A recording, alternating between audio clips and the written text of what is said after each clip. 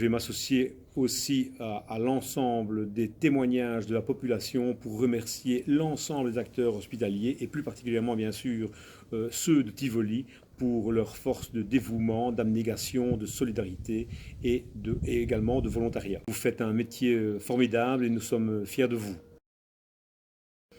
Alors la première ligne sont occupés à soigner et accueillir les patients et la seconde ligne sont quant à eux bien préparés sur base des directives qui leur sont données quotidiennement par un comité de crise à repenser la pratique hospitalière.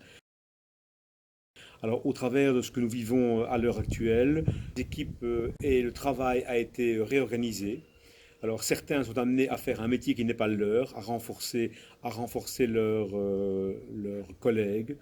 Alors c'est dans cette période de crise évidemment que face à un ennemi commun, que l'on reconnaît nos valeurs, que chacun se rapproche et devient solidaire de l'autre.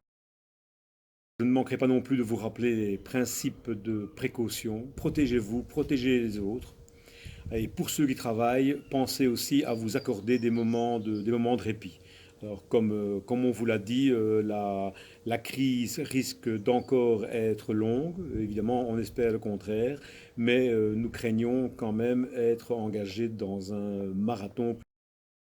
Alors, à la population aussi, on se doit de répéter les conseils et les recommandations. Respecter les mesures de confinement. Encore une fois, ça risque d'être long, mais c'est tous ensemble que nous vaincrons la crise. Alors, s'il vous plaît, pour cela, restez chez vous. Comme je l'ai dit, chaque chose a des signes positifs. Dans toutes les épreuves de la vie, il y a des opportunités. Et je crois que le coronavirus est en train de changer le monde. Alors les choses risquent évidemment de ne plus jamais être comme avant. Nous réapprenons les belles choses de la vie, les notions d'entraide et de solidarité. Et ce que je souhaite, c'est que les embrassades à la sortie du confinement, que nous espérons évidemment très proches, seront merveilleuses à vivre. Restons unis et prenez soin de vous.